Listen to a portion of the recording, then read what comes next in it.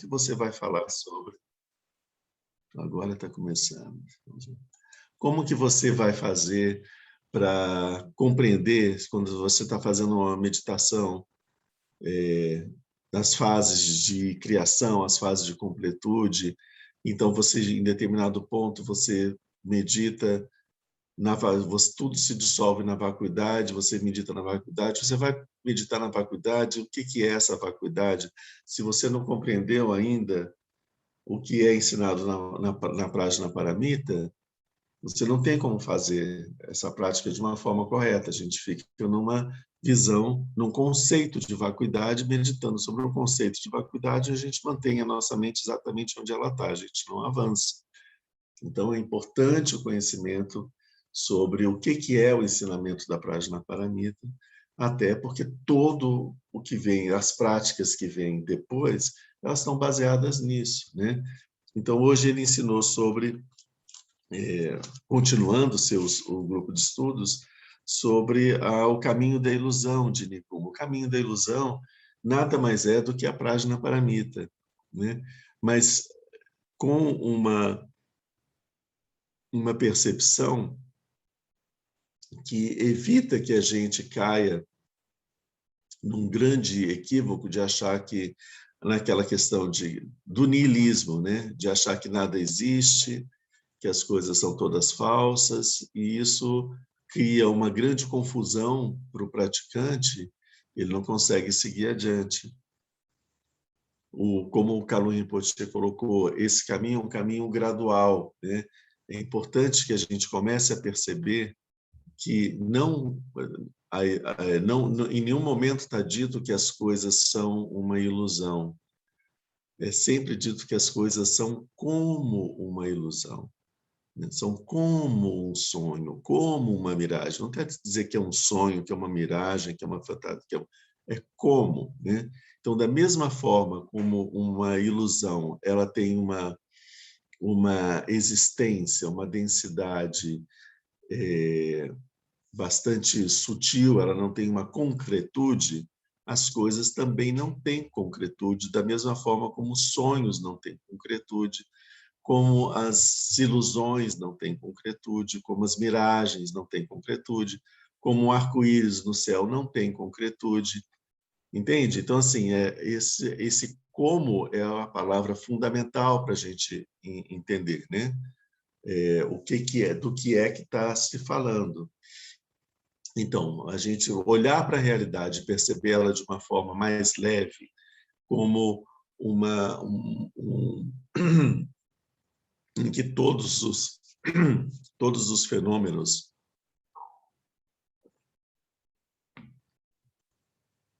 eles se manifestam num processo, não de uma forma estática. Eles não são estáticos, eu ia dizer, não são pedras, né? Mas as pedras também não são pedras do jeito como a gente vê as pedras, né? As pedras também são num processo dinâmico, né? O que a gente vê é um momento na existência daquela pedra, onde ela aparece de uma determinada forma e ela dá uma impressão de ter uma concretude, né? Mas quando a gente analisa ela de uma forma mais para entender o que é a verdadeira natureza dela, a gente percebe que a pedra é uma reunião num determinado espaço, uma reunião de uma grande quantidade de energia que dá para os nossos sentidos uma impressão de solidez, de determinada temperatura, de determinada suavidade ou aspereza, que dá de determinadas cores, de determinada luminosidade ou ausência de luminosidade. Todos isso são os estímulos que chegam para os nossos sentidos a partir da reunião daquela quantidade de energia que naquele momento está se manifestando dessa forma. Mas essa quantidade de energia ela é dinâmica. Então, ela tem um tempo em onde ela se manifesta de uma determinada forma, depois ela se modifica e ela vai se modificando sempre, ela não está estática. Então, essa é a visão que a gente deve ter quando a gente pensa na questão da vacuidade, a questão da ilusão das coisas e de nós mesmos, é perceber que nada é estático nem sólido no universo, nem em nós mesmos, nem no universo, né? todas as coisas estão num processo, né? É um processo onde a energia se modifica ao longo desse processo. E à medida que ela vai se modificando, é como um caleidoscópio. Um leve movimento modifica a posição de algumas pedras e isso modifica toda a imagem que a gente está vendo. É essa a forma da gente perceber com leveza sobre os fenômenos, porque com isso a gente entendendo os fenômenos em contínua transformação, a gente tem uma noção muito imediata e, ao mesmo tempo, leve da impermanência. Porque tomar a impermanência de uma forma sólida, concreta, é aquela questão de que existe uma coisa que é viva e, de repente, vem a impermanência e mata essa coisa, e ela acaba, e é um sofrimento só e nunca mais, né? Mas não existe essa coisa viva e não existe essa impermanência que chega e que mata e nem existe esse nunca mais, nada disso. Na verdade, nós temos um processo onde as coisas estão em contínua transformação. Então, elas estão sempre se modificando, sempre se modificando. Então, elas nunca foram estaticamente uma coisa e vão deixar de ser essa coisa. Elas, durante um momento, elas passam por se manifestar dessa forma. E no momento seguinte, elas se manifestam de uma outra forma, e depois de uma outra forma, e depois de uma outra forma, e de uma outra forma, e de uma outra forma. Então, é um fluxo contínuo dos fenômenos, né? Como as ondas no mar, né? As ondas no mar, elas vêm, elas surgem, elas ganham uma altura, elas arrebentam de novo e depois ressurgem outras ondas e depois arrebentam. Então, o mar está ali continuamente e as ondas estão sempre num processo de surgir e de desaparecer com uma continuidade, né? Aqueles átomos, aqueles elementos, aquela matéria, ela não surgiu e nem desapareceu em nenhum momento. Ela está ali todo o tempo. Ela está sempre se transformando e transformando e transformando e transformando em função das causas e condições. As causas e condições aí, se as causas é a água, as condições vêm do vento, que o movimento que o vento produz na água. Então, os fenômenos na nossa frente estão sempre no processo de transformação, mas não existe uma extinção, existe sempre uma transformação. E mesmo quando a gente olha e tem a impressão de que as coisas estão concretas e eternas, a gente compreende, pela nossa visão da impermanência, que não estão, elas estão num processo e que isso vai mudar. E mais adiante, quando as coisas já não estão mais daquela forma, e a gente não vê mais nenhum resíduo daquela forma, a gente tem a impressão de que elas desapareceram completamente, isso também é uma impressão ilusória, porque isso também é uma fase de um processo, é uma fase desse processo, não é um ponto final, não existe esse ponto final no processo. É a fase nesse processo e as coisas continuam e elas ressurgem de uma outra forma, nunca as mesmas. Os fenômenos nunca são os mesmos de 10 minutos atrás e nunca mais serão, né? E nós também não somos os mesmos de 10 minutos atrás e nunca mais seremos. Então não existe nunca uma repetição do que quando o que aparentemente é uma repetição é uma repetição de algumas características, não de todas, né? De algumas características dos fenômenos e sempre de uma forma um pouco diferente, né? Ao longo desse processo de transformação dos fenômenos, desse contínuo de transformação dos fenômenos, nós temos a evolução da nossa consciência. À medida que os fenômenos vão seguindo e vão se transformando, e nós, mesmo os nossos fenômenos internos, como os externos, a nossa mente ela vai tomando consciência das coisas. E essa consciência das coisas, ela é esse tomar consciência das coisas. Aqui o que eu estou dizendo com isso é um se dar conta das coisas, é um despertar para a realidade das coisas, é uma ampliação da minha compreensão sobre as coisas. ao longo do desenrolar dos fenômenos, e vai existindo um desabrochar da consciência no sentido de se tornar mais, de aumentar a compreensão sobre a natureza dos fenômenos e a sua compreensão sobre todos os fenômenos, não é? São processos que acontecem juntos, né? As mudanças da consciência não acompanham as mudanças dos fenômenos da mesma forma que as mudanças dos fenômenos. O processo da consciência é um processo cada vez que não há um vai e vem, é só um vai e vai, né? É um processo de um despertar dessa consciência, né?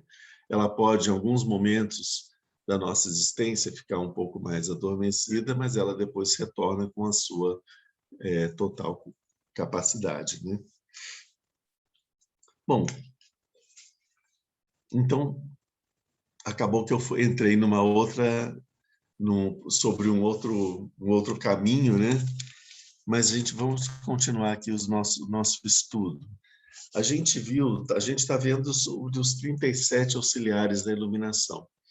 Logo depois do ensinamento de Avalokiteshvara falar para Shariputra sobre as 6 paramitas, a sequência do ensinamento entra sobre os 37 auxiliares da iluminação. E o Nagarjuna, ele faz um comentário que esses 37 auxiliares da iluminação eles são descritos pela primeira vez no ciclo de ensinamentos do Hinayana, um questionamento sobre se eles seriam pertinentes também no Mahayana. E o Nagarjuna vai mostrando como eles são pertinentes no Mahayana e como que o Mahayana enxerga esses elementos de uma forma mais ampliada, principalmente a partir da visão da Prajna Paramita. Esse é o ponto que a gente está. Depois desses 37 auxiliares da iluminação, existem outros elementos que a gente vai estar vendo, principalmente no nosso próximo ano, em que alguns dos quais a gente já tem uma familiaridade, porque a gente já viu em algumas práticas, como, por exemplo, os 4 pensamentos incomensuráveis vão aparecer aqui, as diversas formas de absorção meditativa, que vão ser os ensinamentos que vão ser dados em seguida. Aqui, esses 37 elementos, eles são auxiliares, eles não são, em nenhum momento, eles não são vistos como se fossem condição sine qua non para alcançar o despertar. Eles não são vistos assim. Eles são colocados como auxiliares. No processo, seguindo o caminho do despertar, esses dharmas mentais, eles nos ajudam a avançar no caminho. Então, quais são esses dharmas que nos ajudam a avançar no caminho? Então, no início do caminho, como a gente viu, que são aqueles que aparecem mais no início do caminho, a gente viu as fixações da atenção, que é especialmente olhar para os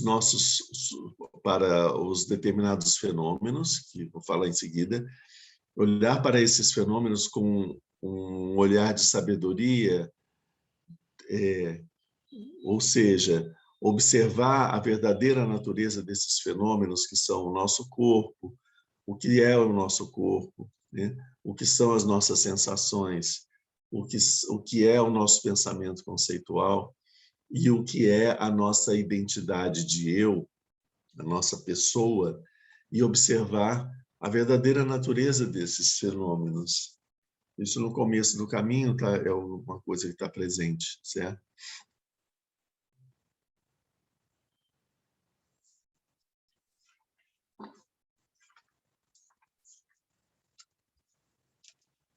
Perdão. Depois a gente seguiu e vendo especialmente sobre a energia que a gente deve desenvolver para alcançar, para manter a nossa atenção, a nossa concentração, para a gente poder seguir pelo caminho. A gente viu sobre as bases dos fundamentos do poder mágico, como é chamado, que são esses elementos que representam a nossa capacidade de concentração, de aprofundamento da experiência, de absorção meditativa, que é a estabilidade, a nossa estabilidade mental e a profundidade da nossa capacidade de entrar e de manter esse estado de estabilidade mental, é o que vai proporcionar mais para frente que surjam naturalmente em nós, que a gente chama os CIDs, que são os poderes mentais, os poderes dessa mente estável, dessa mente imperturbável.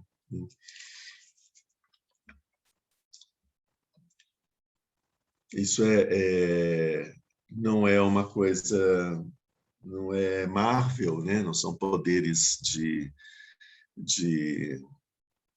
superpoderes, né? De super-heróis, né? São muito maiores do que esses, né? São poderes verdadeiros, né?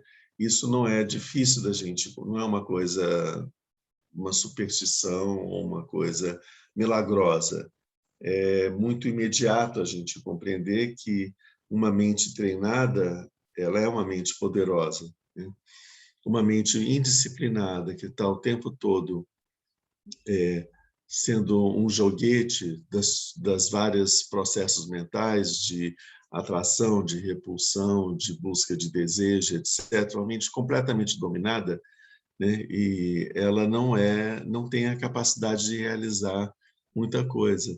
Agora, uma mente que mais estável, mais concentrada, que não se perturba com facilidade, ela consegue ter uma agudeza, ela consegue reunir a quantidade de energia necessária para poder realizar as ações que ela precisa fazer, ela consegue afastar da sua frente todas as perturbações causadas pelos processos emocionais, e com isso ela ter uma lucidez sobre como agir. Então, assim, isso é uma coisa muito imediato a gente perceber isso, sem precisar de grandes treinamentos, né? Quem faz um treinamento físico de práticas de lutas orientais, por exemplo, entende completamente, né, a necessidade, como que é poderosa uma mente que alcança uma estabilidade, né? Você percebe como que esse poder se manifesta, inclusive, no poder do seu próprio corpo, das ações do seu próprio corpo, quando você consegue ter uma estabilidade mental. E como que os processos emocionais perturbam isso, né?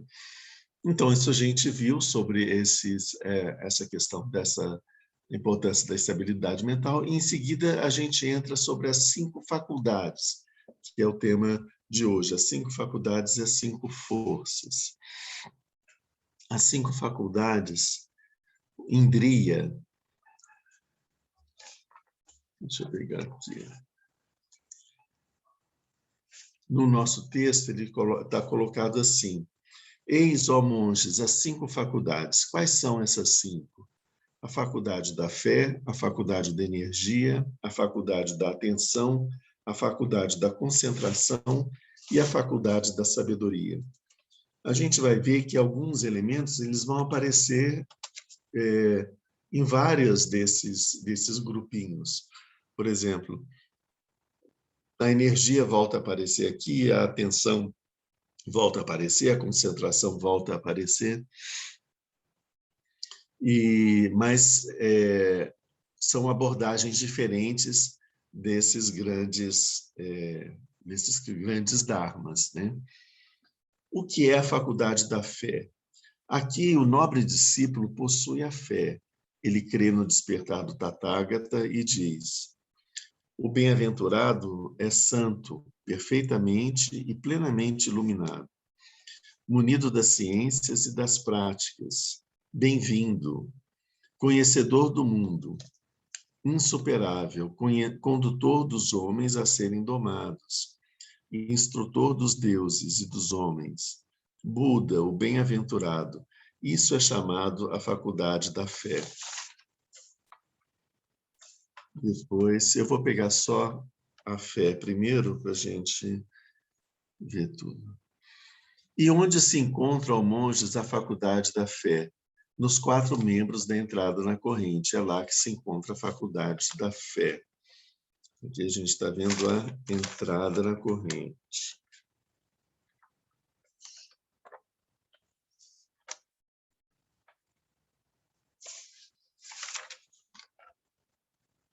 Sexta classe.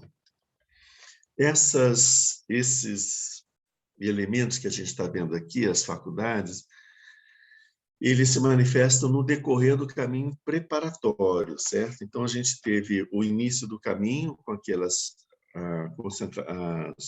a fixação da atenção, e o que a gente viu no nosso último encontro, e hoje também, a gente já está no caminho preparatório para alcançar o caminho do despertar.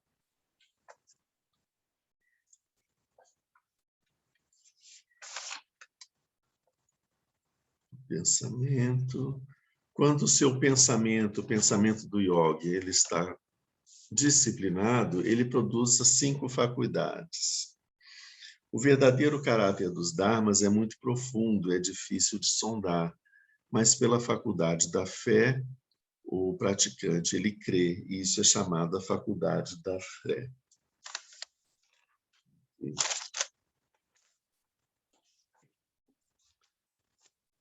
Crer no caminho e nos bons dharmas, auxiliares do caminho, é a faculdade da fé. Então, a gente está vendo as várias indicações do que é essa faculdade da fé. A gente tem... por que é importante a gente dar uma paradinha nisso? Porque a gente tem toda uma visão ocidental sobre o que é fé. Então, fé é uma coisa irracional que você tem que desenvolver e que é uma necessidade, uma condição sine qua non dada por um Deus bastante tirano, né, que vai te punir se você não tiver fé. Você tem que ter fé e pronto, né? Então é algo que você precisa de ter, né, e que você não entende, mas que você tem que ter, e por causa disso você vai estar fazendo coisas que você não entende por que tem que ser feitas, mas com medo de ser punido caso você não faça, porque isso são as ordens de um ser maior que você, que tem o poder de te trazer felicidade ou de te trazer... Então, todo esse imaginário está presente para a gente. E, ao mesmo tempo, existe todo um outro imaginário, né, de contestação que diz que contesta a fé, dizendo que a fé é uma coisa completamente irracional, que não tem nenhuma base científica, uma base de um próprio conhecimento, e que, portanto, é algo, é uma qualidade de uma mente inferior, que não tem capacidade de raciocínio, de compreensão, etc, etc. Então, a gente é bombardeado com essas visões, a gente tem uma ideia de fé muito limitada, né? Aqui a fé tem um caráter completamente diferente disso. Então, quando a gente está falando de fé aqui no budismo, a gente tem que esquecer tudo que a gente viu sobre fé antes e tentar entender o que é a fé para o budismo. A fé do budismo também não é uma fé raciocinada, como é a fé proclamada pelo Espiritismo. Não é uma fé raciocinada. A fé do budismo ela é fruto de uma observação e de uma compreensão e de um desejo de alcançar uma qualidade que você observa em alguém que você percebe que é possuidor de muitas qualidades, né? Aqui, quem é esse ser para a gente é o Buda, observando o Buda e todas as suas qualidades, e a gente pensa em querer alcançar, também possuir essas qualidades, a gente observa os ensinamentos do Buda de como alcançar o estado que ele alcançou, né? Que é a essência dos ensinamentos do budismo. E, ao mesmo tempo, isso é colocado como uma necessidade de que você experimente o processo e perceba por si mesmo. Então, à medida em que eu experimento o que é proposto pelo caminho, que é proposto pelo Dharma do Buda, eu experimento e eu percebo um resultado, e esse resultado confirma o que tinha sido ensinado, eu começo a ter uma confiança maior sobre o método. E aí eu experimento de novo e eu alcanço de novo o mesmo resultado. Aí eu experimento de novo e alcanço um resultado diferente do que eu esperava. E aí eu revejo e percebo que eu não experimentei da forma como tinha sido ensinado. Então eu refaço aquele experimento da forma como foi ensinado, então eu alcanço o resultado esperado. Isso me confirma mais ainda. Me confirma porque eu não alcancei quando eu não fiz da forma correta e alcancei quando eu fiz da forma correta. Então, mais uma vez, confirma que existe uma necessidade de se fazer sempre de uma forma. Quanto mais eu vou experimentando os processos e vou tendo os resultados, e os resultados, tanto os favoráveis como os desfavoráveis, vão confirmando o processo, eu vou desenvolvendo uma confiança nesse processo. Isso é a faculdade da fé. A fé no budismo é uma fé experimentada, né? Ela é fruto de uma experimentação, né? Então, por exemplo, se aqui, quando eu fiz essas coisas, seguindo o ensinamento do Dharma, eu alcancei esse resultado, e assim, assim, assim, aqui, esse ensinamento do Dharma, que diz que se eu seguir esse ensinamento eu vou alcançar o despertar, eu confio nele, porque quem está me falando isso está sempre acertando. Então eu confio de que esse ensinamento ele vai dar um resultado, mas é uma fé, eu não tenho isso, eu não tenho a certeza que a experiência me dá, mas eu tenho a fé, a confiança, certo? E essa fé então é em cima das coisas, a fé, a confiança é em cima daquilo que eu ainda não consegui realizar e compreender por mim mesmo, certo? Mas ela é fruto da minha experiência de ter realizado e ter experimentado e ter conseguido os resultados. Então, isso que é a questão da fé. Então, aqui o Bodhisattva crê, ou seja, ele não sabe, ele crê. Isso é bem diferente. Tudo aquilo que a gente está vendo aqui agora é a crença da fé do Bodhisattva. Vamos ver que esse primeiro ponto é a faculdade da fé. Vamos ver o que ele diz. Aqui o Bodhisattva crê que todos os dharmas são nascidos de causas e condições. Ou seja, isso foi ensinado para ele, todos os dharmas vêm de causas e condições. E aí ele fala, isso faz sentido. Então ele acredita nisso, mas acreditar nisso não significa acreditar e ir adiante. Significa acreditar e checar, e observar, e pensar, puxa, mas será que é mesmo? Como será que isso acontece? E aí eu vou vendo, olha, realmente essas coisas aqui aconteceram porque essas causas e essas condições estavam presentes. Será que vai ser sempre assim? Vamos ver das outras vezes. Aí mais surge uma outra oportunidade. Eu, de novo, espertamente, observo quais são as causas, quais são as condições.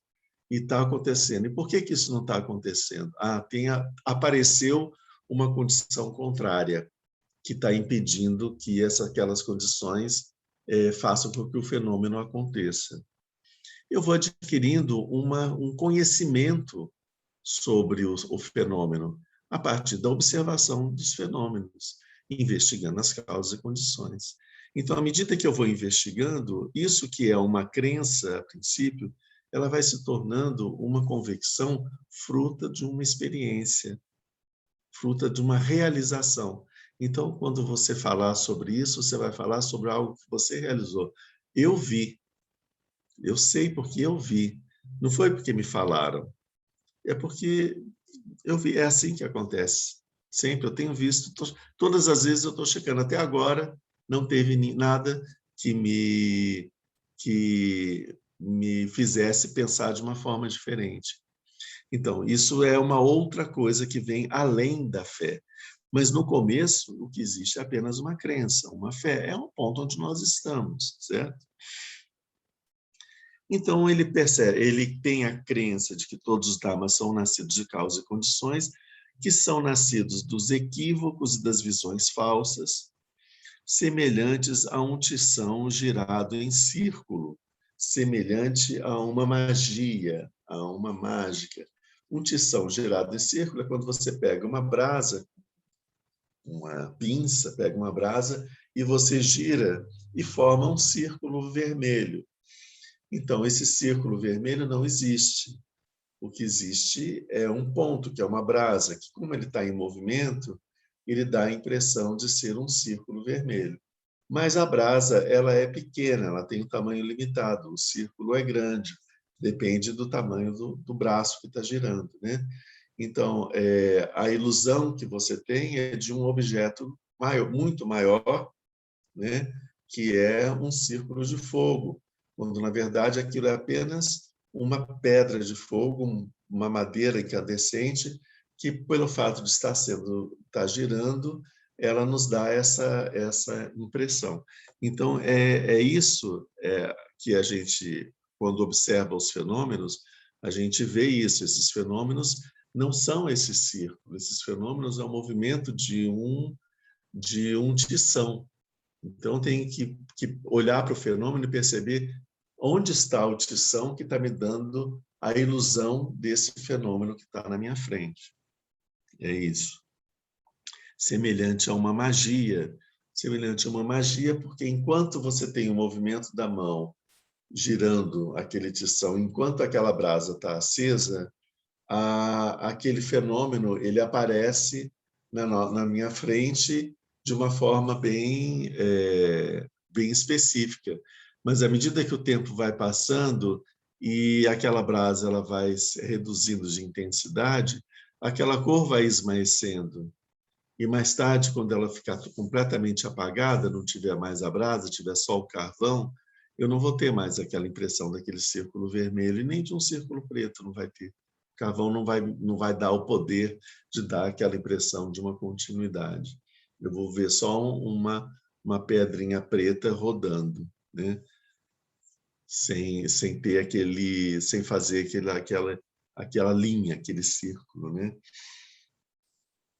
Por isso que é semelhante a uma magia, porque aquilo tem uma duração temporária, né?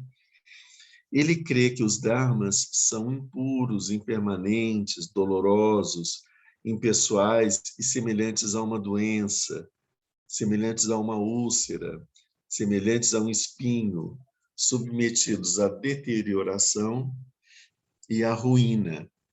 Por quê? Porque os dharmas aqui, os fenômenos, eles são impermanentes, então eles são um processo. Dolorosos porque a gente se apega a um aspecto do fenômeno e não percebe que aquele aspecto é momentâneo. Então isso nos causa essa dor de perder aquela eternidade do fenômeno, né? Enfim, ele crê que todos os dharmas são inexistentes. Ele ainda não tem a realização de que os dharmas são inexistentes. Inexistentes porque, como eu falei de uma forma teórica, né, eles são um processo, eles não são fixos, eles são um processo. Como um punho vazio enganando as crianças pequenas. É como você pega, dá com algumas brincadeiras que você faz com criança, que você pega um punho, faz um barulho com o punho, dá a impressão de que tem alguma coisa aqui, as crianças acham que tem alguma coisa, e quando você abre não tem nada, né? Isso é mais sobre uma brincadeira de crianças, que já era feita na época do Nagarjuna, né? As crianças são enganadas desde aquela época. Ele acredita que os dharmas não se encontram nem no passado, nem no futuro, nem no presente, que eles não vêm de nenhum lugar e, uma vez destruídos, não vão para nenhum lugar. Ele crê que os dharmas são vazios, sem características, não tomados em consideração, não nascidos e não destruídos. E, apesar dessa não tomada em consideração, essa ausência de características, ele também crê nos 5 elementos puros, ou seja, que estão fora dessa percepção dos demais dharmas. Quais são esses elementos puros? A ética, a concentração, a sabedoria, a liberação, que é a liberação final, e o conhecimento e a visão da liberação. Por ele ter obtido essa faculdade da fé, o Bodhisattva é sem recuo. Veja bem aqui o ponto. A fé, qual é então a da fé? Né? Ela não é uma realização de um determinado fenômeno. Ela é uma crença. Então, para a gente, ela tem uma qualidade inferior. Então, por que nós deveríamos estimular tanto a fé, né? Porque a fé é uma fantasia, é uma esperança, é uma expectativa. Por que você aqui, então, por que se está falando sobre algo, um auxiliar no caminho do despertar? A fé realmente ela ajuda no caminho do despertar? Ela é um ponto importante no caminho do despertar? Como a gente viu antes sobre a energia e vários outros desses caminhos do despertar, a fé em si mesma, ela tanto pode ser um auxiliar no caminho do despertar, como pode ser um grande obstáculo no caminho do despertar. Então, isso, ela não é uma coisa, ela não é neutra. Aliás, ela é neutra. Né? Ela não é uma coisa que é, por exemplo, o desenvolvimento como a gente vê as paramitas, né? A alegria entusiástica, ela nos ajuda a avançar no caminho do despertar. Mas a fé não. A fé pode ajudar? Sim, pode ajudar, mas pode também atrapalhar. Depende do quê? Depende de qual é o objeto dessa fé, de como que ela se constrói. Né? Se eu vou ter uma fé, uma crença em cima de uma visão errônea, isso não vai me levar para o caminho do despertar, pode me levar na direção contrária. Né? E pode me jogar mais profundamente no samsara. A fé é extremamente perigosa. Né? É importante que a fé ela esteja fundamentada ou ela esteja construída em torno de uma visão, de um ponto de vista correto. Se a gente tem a fé dentro de um pensamento, de uma visão correta, ela vai nos ajudar no caminho do despertar, certo? Se não, ela pode nos atrapalhar e muito. Então, alguns pontos são importantes nessa questão da fé. Então, o Bodhisattva, como a gente viu, a fé do Bodhisattva, ela vai se constituindo em cima de uma base sólida, que é a base da experiência. Você vê pelo resultado da experiência, você vai construindo a confiança naquele caminho. E quanto mais você avança no caminho e pratica e você tem o resultado esperado, mais você fundamenta a sua fé de que se você continuar, dar aquele passo no desconhecido, você vai ter o resultado esperado, porque todos os outros passos que você deu alcançaram o resultado. Ela é uma expectativa, claro, mas ela tem ela não vem do nada, ela vem de uma história sua, né? De uma história da sua prática.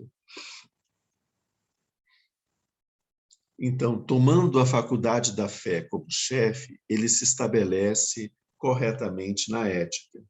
Então, o Bodhisattva que experimentou e que desenvolveu uma fé sobre os ensinamentos, ele se depara sobre o primeiro grupo de ensinamentos, o primeiro pacote de ensinamentos que é apresentado, que são os ensinamentos sobre a ética, a importância da gente modificar, observar e modificar o nosso comportamento, as nossas ações, perceber que as ações produzem um karma.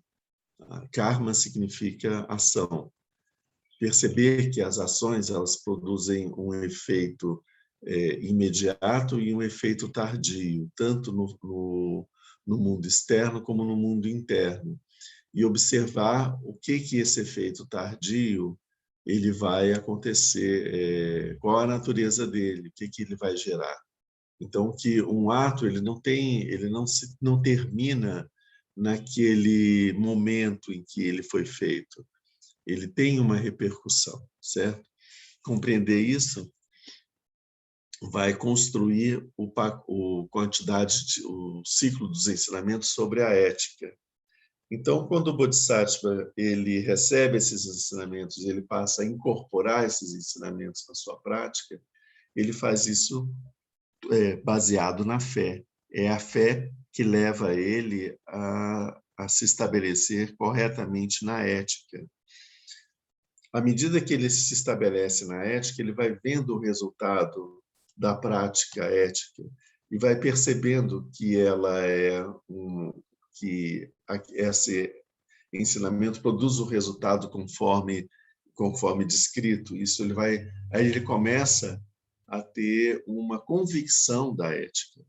No início é uma crença e depois se torna numa convicção.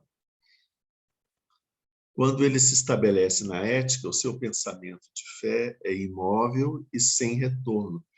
Esse é o ponto, né? Quando o Bodhisattva, movido pela fé, ele se depara com um grupo de ensinamentos, ele segue por esse grupo. Ele não tem dúvida, ele não titubeia, ele não avança hesitantemente, ele avança com confiança.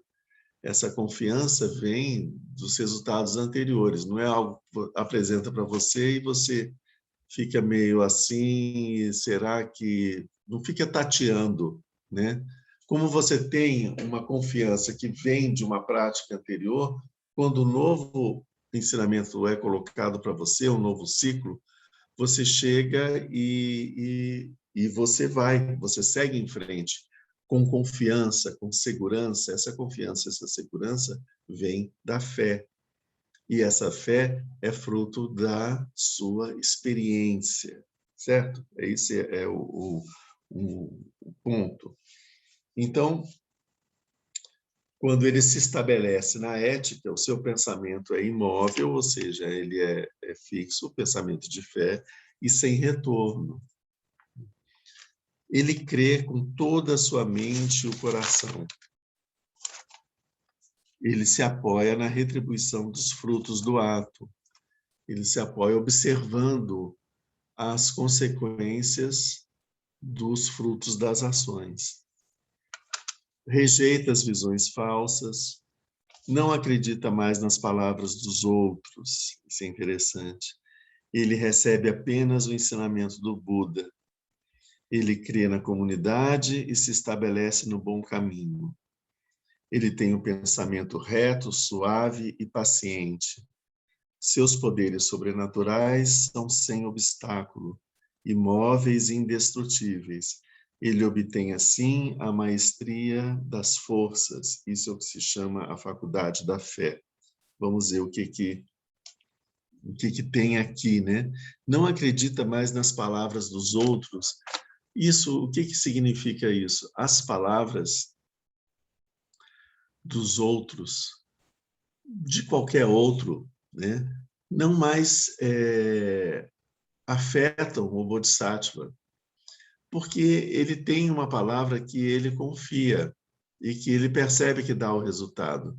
A palavra do Buda. O Buda aqui não é só o Buda. O Buda aqui que eu tô falando pode ser o meu professor, que me ensinou a fazer um exercício de uma determinada forma, eu fiz e deu certo, né?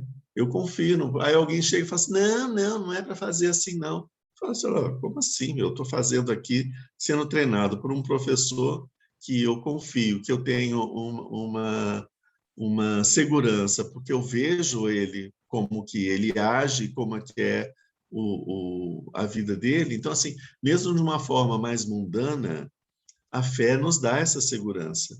Eu vou seguir o que o professor está falando, porque eu estou vendo os resultados, tanto os resultados que ele tem para me mostrar, os resultados dele, como também os resultados meus, que são quando eu sigo as orientações dele, eu alcanço um resultado. Por que eu vou falar, vou fazer aqui como quem é você para estar me dizendo sobre esse assunto, né? Então, ele não escuta mais, não dá atenção nas palavras dos outros, porque os outros aqui, todos os outros, sempre vão dar palpite e vão comentar, e as pessoas têm ainda mais agora está muito presente, né? Elas têm esse hábito de querer dar palpite sobre todas as coisas, né? E como se os palpites fossem a verdade, né? Então, ter opiniões sobre as coisas, dar palpites sobre as coisas, passa a ter uma importância muito grande, né? O que as pessoas falam sobre um determinado assunto? Não se preocupa aqui sobre o que as pessoas sabem para poder falar sobre esse determinado assunto. Ninguém se preocupa com isso, é mais o que estão falando sobre, né? Isso a nossa sociedade agora está nesse momento. Está muito mais preocupada com o que se fala sobre as coisas do que com o que as coisas são na realidade, né? Então, aqui o Bodhisattva não está atento para o que as pessoas falam.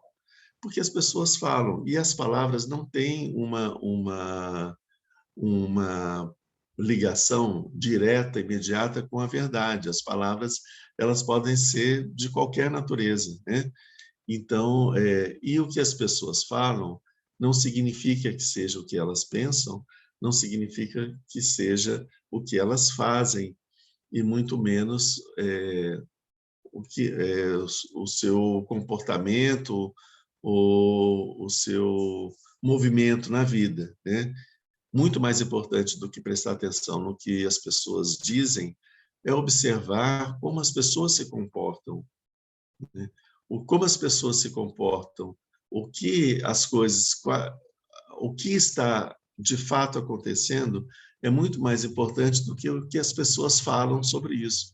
Muitas vezes as pessoas estão tão iludidas dentro das suas fantasias que elas falam sobre as suas fantasias e não sobre a sua realidade, né? Então, o Bodhisattva ele não presta atenção nos discursos, no blá blá blá do que as pessoas falam. Ele segue um ensinamento que foi experimentado e que foi confirmado por ele, né? Por isso ele se estabelece no bom caminho. Então ele tem um pensamento reto, suave e paciente. Observa como que fica a mente do Bodhisattva nesse momento. Ela se afasta sobre toda a agitação de ideias contrárias, né, e sem uma consistência, e ele se fixa sobre uma ideia, um pensamento, uma ideia, um ensinamento verificável. Então, ele foca a sua mente nesse ensinamento verificável, e isso passa a ter uma importância, e ele constrói todo o seu movimento mental a partir desse ensinamento, né? Esse ensinamento se torna uma visão, né? Ele coloca esse ensinamento como uma visão, e a partir daí a sua mente se estrutura a partir dessa visão. Então, com isso, a mente do Bodhisattva ela fica uma mente mais concentrada, mais limpa e menos agitada por toda essa agitação mundana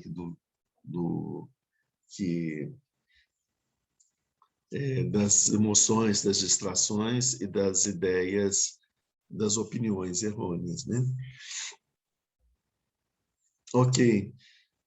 Então, isso é o que a gente vê sobre a faculdade da fé.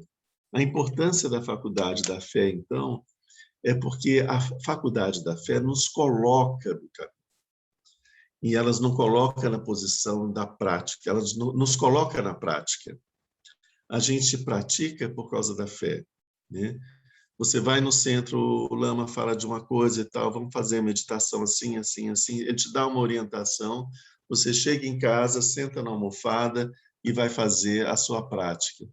O que é isso? Isso é a fé. Por que você vai sentar e fazer a prática? Só porque o Lama te falou que é para fazer assim?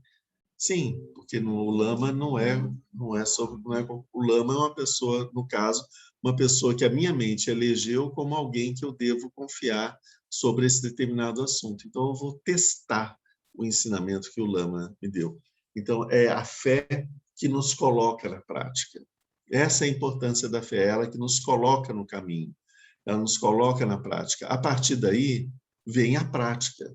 A prática que a gente faz, ela vai nos dar a realização. A realização aqui, que eu não estou falando, não é o estado de Buda, a realização da prática. Eu sentei, meditei durante 20 minutos, e o que aconteceu, né, nesses 20 minutos? Eu experimentei isso. As coisas confirmam os ensinamentos que eu recebi. Essas outras coisas, não se falou a respeito delas. Aquelas outras parece que estão contradizendo o ensinamento. Então, eu posso até voltar de novo no meu professor e falar: professor, olha, eu fiz a prática assim, mas aconteceu isso. Isso não é uma contradição? Isso não tá batendo, né? E aí o seu professor vai estar te passando o ensinamento, a continuação do ensinamento, ou esclarecendo alguns pontos do ensinamento que você não tinha prestado atenção, que vão mostrar o que isso tem a ver. Então, assim, todo esse diálogo que vem depois, ele passa a ser feito não em cima do discurso, mas em cima da experiência. Então, a fé nos coloca no caminho, nos coloca na prática, mas é a experiência que nos faz avançar no caminho. A fé não nos faz avançar no caminho. Esse é um ponto. Por mais fé que a gente tenha, a gente não chega no estado de Buda só com a fé. Não é uma questão de fé. Eu acredito no Buda, ele vai me salvar. Não é isso, né? Não é disso que está se falando. Se eu acredito no Buda, eu pratico como ele ensinou. Aí sim eu vou alcançar o despertar, porque eu estou praticando. Mas se eu não der esse passo da experiência e de realizar por mim mesmo, a minha ideia sobre a realidade vai estar sempre sendo baseada numa autoridade. Por mais que essa autoridade seja o Buda ou qualquer outro ser, né, é uma autoridade, algo externo a mim. Não é uma convicção inabalável, que é aquela que surge da minha mente. Eu sei que é assim, né? Não é porque me falaram, né? Então, esse eu sei só vem dessa prática. Foi melhor a gente ter se dedicado com uma atenção maior sobre só a faculdade da fé, estão faltando as outras. A gente não tem um tempo para continuar mais, acho que o nosso tempo hoje ficou um pouco limitado. Esse ano a gente ainda vai voltar nesse assunto, né? Que a gente vai terminar as 37 auxiliares da iluminação e vamos entrar já sobre as 3 concentrações, as 3 meditações. Na minha ideia aqui é em dezembro que a gente deve voltar para continuar, para completar esse nosso estudo. Mas eu não quis passar muito rápido sobre essa questão da fé, porque eu acho ela de uma importância muito grande, né? Aqui a gente está falando sobre as 5 faculdades. O próximo tema, que é paralelo a esse, são as 5 forças. E nessas 5 forças, a primeira força é a fé. Então, a gente está falando da faculdade da fé, e depois vem a força da fé. O que é isso? A faculdade da fé é quando surge a fé. E a fé nos coloca na prática. À medida que nós vamos praticando, experimentando, e a nossa fé ela vai se tornando mais robusta, ela vai se transformando numa força. Então, a faculdade, que é o brotinho, né? Ela vai crescendo e vai se transformando numa força. E quando ela se transforma numa força, ela tem uma potência muito maior. Então, no início são faculdades que depois, no segundo momento, se transformam em forças.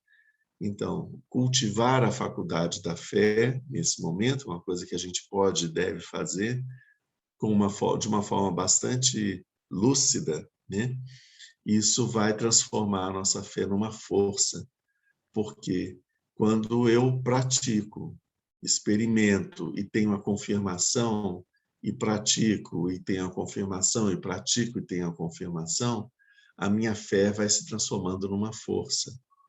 Então, quando eu chego, eu recebo um ensinamento, olha, a gente deve fazer assim, assim, assim, assim, assim, a minha fé, pela força da fé, eu vou seguir esse ensinamento do jeito como foi ensinado. Certo? Não vou hesitar, não vou falar, não, isso aqui ele falou assim, mas é porque esse texto foi escrito há 700 anos atrás e tudo. Hoje em dia a gente tem que pensar diferente. Eu não vou fazer essa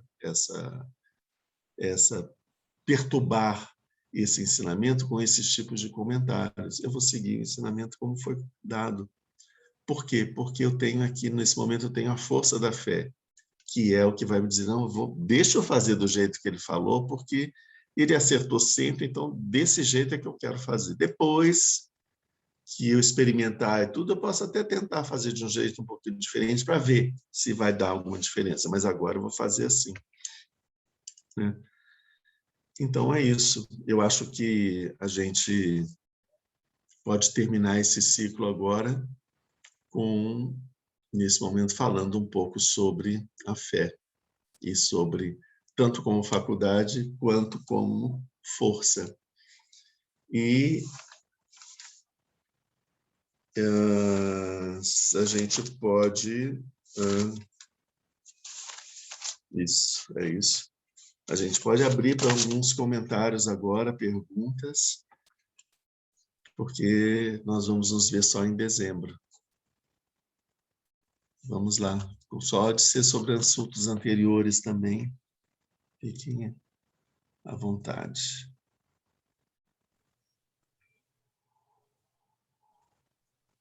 Bom dia, Lama. Bom dia, Leonel. Fique aí. O senhor poderia falar um pouquinho dentro desse ensinamento que o senhor deu, enquanto a fé enquanto faculdade de força, e relacionar com a Bodhicitta?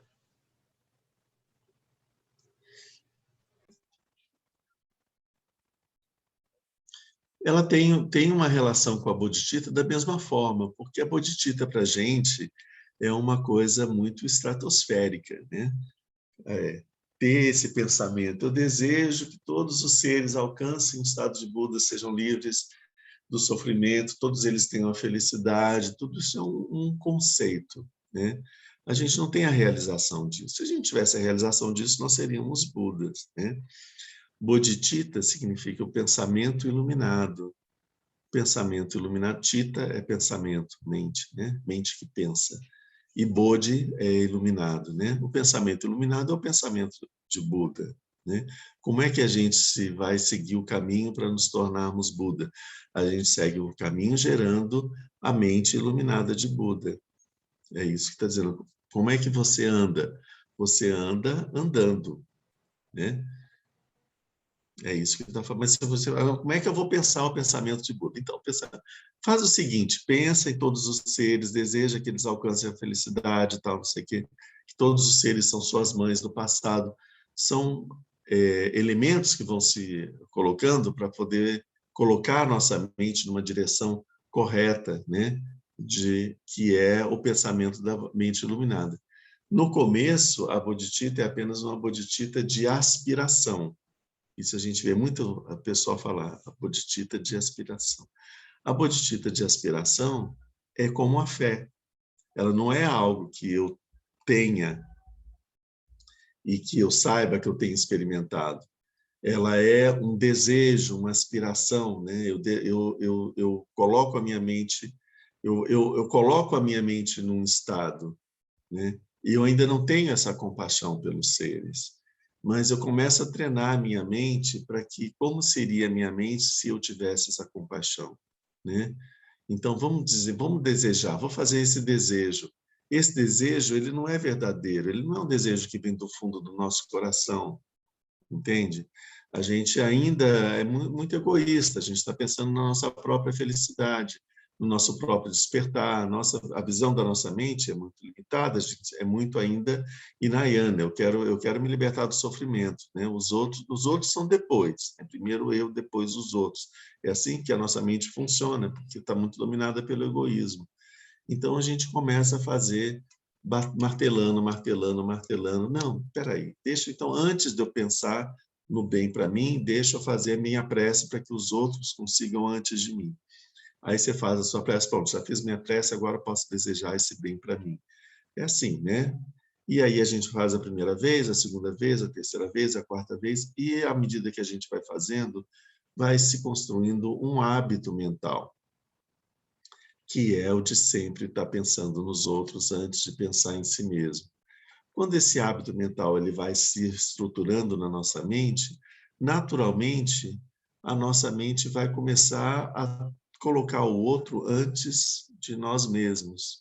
E aí essa bodhicitta, que era apenas uma aspiração, essa compaixão, que era apenas uma idealização, um pensamento, um conceito, começa a adquirir um caráter de verdade, começa a vir do próprio coração, espontaneamente, e a gente começa a realmente sentir um pouco de interesse pelos outros. Então, a gente deve cultivar esse pensamento, cultivar essa compaixão, cultivar essa bodhicitta, até que ela se estabeleça, se torne forte o suficiente para ela fazer com que a mente de Buda possa se manifestar na nossa mente. Então, é um processo assim, né? Também é como um processo da fé, porque no início ela não é uma realidade no nosso coração, mas é algo que alguém que para mim é uma autoridade, no caso, né, o Buda, ensinou e falou com tanta ênfase, e falou, experimenta que vocês vão ver, experimenta que vocês vão ver, ó, experimenta, estou te dizendo aqui, tenta que vai dar certo. Então, eu vou fazer isso como ele está falando. Né? Isso é fé. Mas à medida que isso vai fazendo, é a mesma coisa do Om Mani Padme Hum. Vamos recitar o Om Mani Padme Hum, porque isso vai desenvolver a nossa compaixão. Como assim, né? Vou falar umas sílabas, isso vai aumentar a minha compaixão, né? Como assim? Que isso é magia? É o quê? Isso é... Ah, isso é um... Inventaram lá, sabe? Então, recita o Mani Padme Hum, né? Começa a recitar o Mani Padme Hum, Mani Padme Hum, Padme Hum, Padme Hum. Vamos fazendo isso ao longo da prática, da recitação do Mani Padme Hum, da prática de Xerenzi. Naturalmente, a gente começa a perceber que a gente está ficando um pouco mais interessado sobre os outros, está sentindo um pouco mais, tocando o nosso coração, se tocando pelo sofrimento dos outros.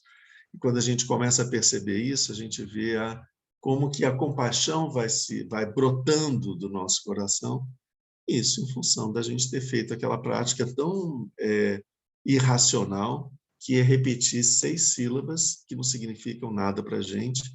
Aí, então, não, isso on significa isso, aí tem vários significados diferentes, né? Então, a gente afasta toda a nossa mente conceitual, a gente afasta ela com suas interpretações sobre o que significa esses grupos de sílabas e simplesmente pratica, né, a recitação. E a gente percebe que não, isso funciona. Né? Então, quando a gente percebe isso funciona, então a gente consegue dizer, não, eu posso dizer para você que funciona porque eu experimentei e funcionou. Né? Então, até para poder falar para um outro, você tem uma verdade maior para poder falar, porque você experimentou. Então, você fala não pela sua fé de que vai dar certo, mas porque você sabe que vai dar certo, porque você experimentou e teve o resultado. Então, isso tem um peso maior para quem você vai estar falando, entende? Então, isso eu acho uma correlação que eu vejo com a questão da bodhicitta. Obrigado. Gratidão.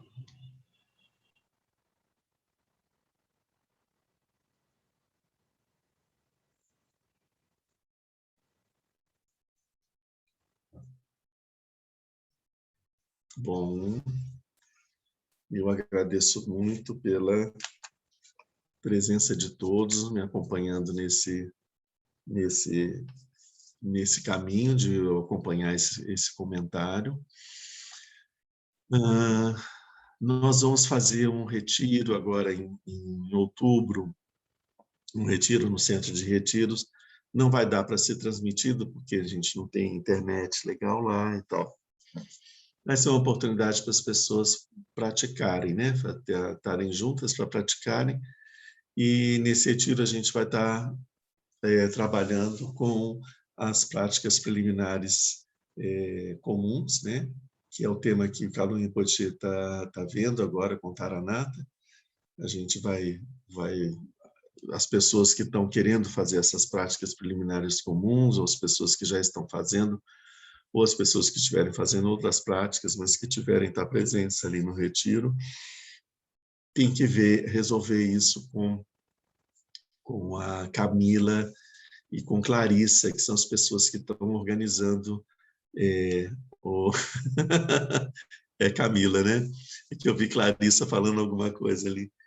Então, a Camila que está organizando todo o retiro, né? E a gente vê, por causa da questão de lugares, né? Os quartos, a divisão dos quartos, se os espaços já estiverem todos ocupados, as pessoas, ou mesmo que as pessoas não possam dormir lá, existe a possibilidade delas irem de manhã, participar, ficar durante o dia e voltar no final da tarde. Se não puder ir nos 4 dias, podem ir em 2 dias, em 3, em 1, que seja. Tudo isso deve ser acertado com a Camila. Todas essas coisas são possíveis da gente fazer, né? A gente vai ter um espaço para que as pessoas que estão indo, talvez para ficar um dia só, para ficar só durante os dias, elas vão ter um lugar para elas poderem estar fazendo a prática, elas vão ter e a gente vai estar vendo a questão da alimentação e tudo, então tudo isso ser organizado de acordo. É claro que tem um número de inscrições, não pode ultrapassar, né, esse número. Então, por isso é que é importante estar entrando em contato com ela para a gente estar vendo até onde a gente vai poder receber novos praticantes e quando que chega no limite, né? Nós temos limite de água e temos limite da organização do evento. Tá bom? E então isso vocês falam diretamente com Camila. E a gente agora vamos fazer a nossa dedicatória.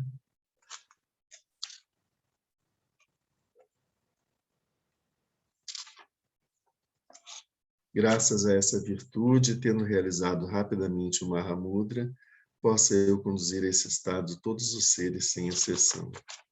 Pela graça do Buda que obteve os 3 corpos, pela graça da imutável verdade do Dharma em si e pela graça da infalível aspiração da Sangha, possa essa súplica de dedicatória realizar-se tal como ela é.